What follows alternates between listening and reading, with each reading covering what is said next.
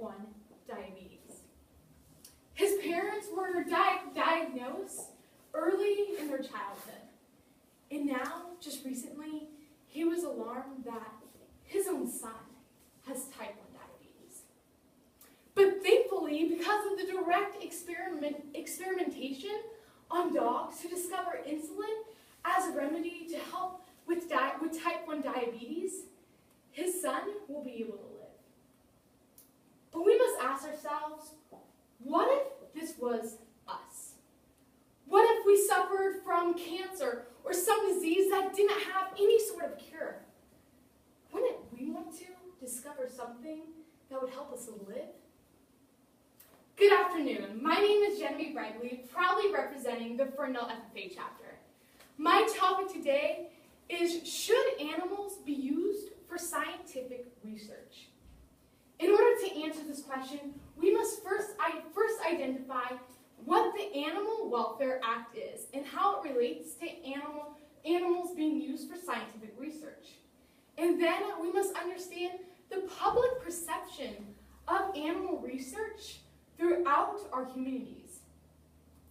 Beginning with the Animal Welfare Act. The Animal Welfare Act was enacted in 1966. As a result of this, through this act, it is what regulates animal testing. Now, although this system often relies on self-reporting from these animal testing facilities, it also is inclined to inspect them.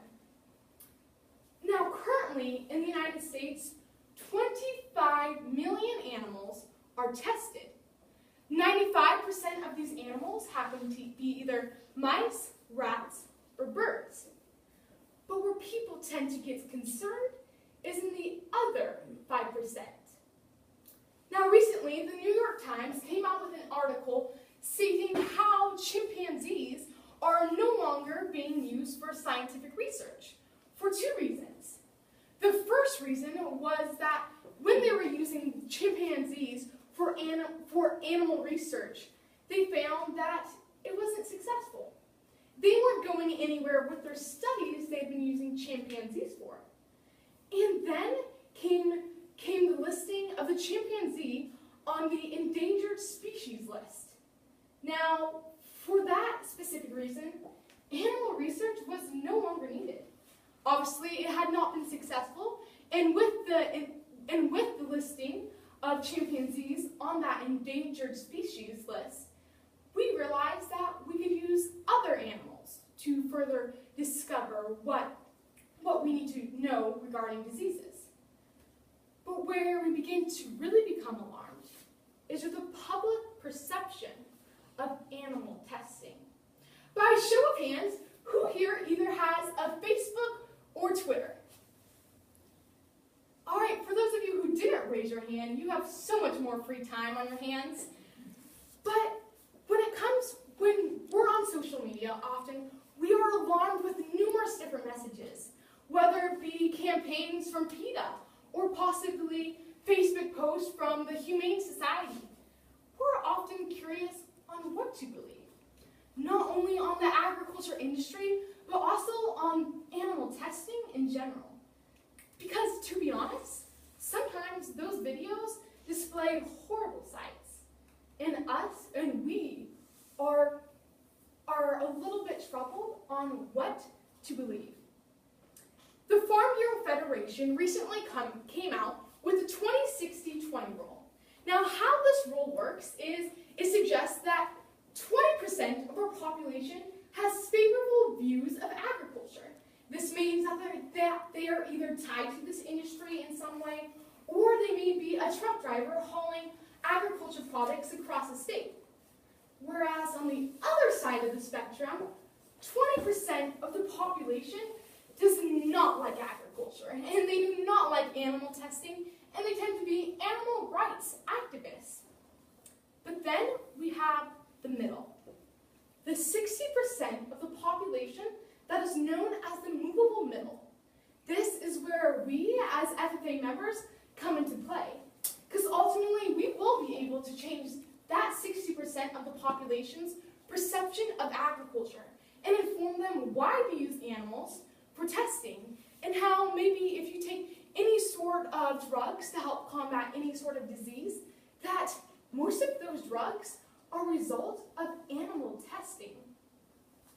In conclusion, we must understand the Animal Welfare Act and the public perception in order to answer that question of should animals be used for scientific research. Ultimately, they should. And let's go back to look at our own lives. If we were told we were going to die in the next year because there wasn't a cure to the disease we had, wouldn't we want to find a cure? Thank you.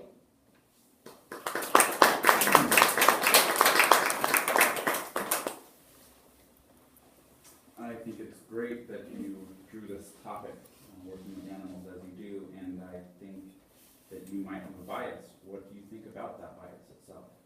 Absolutely. So as I mentioned earlier, with that Farm Bureau statistic, 20% of those who have a positive perception of agriculture, you're not going to be able to change their opinion.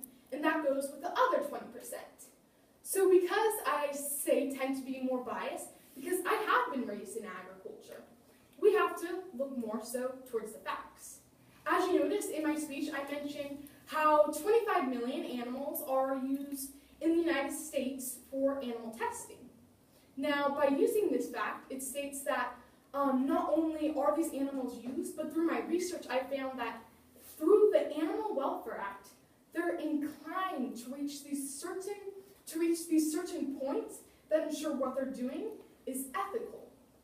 Now, on my family farm, being a fifth-generation dairy farmer, I know the practices we do are ethical, but I don't know what the rest of the world is doing because I'm not at their farm on a day-to-day basis, or I'm not in that animal testing facility. So ultimately, being an agriculturalist, we need to look at the facts rather than our own personal opinion. Yeah. How would you work to change the opinion of those 60% to make them fall to the side of using animals for testing? Absolutely, that's a wonderful question.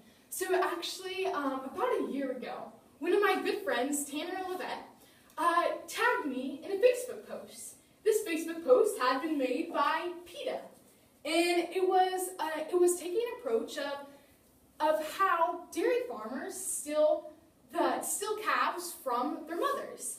Now, naturally, he asked me if I could give an educated opinion on this video.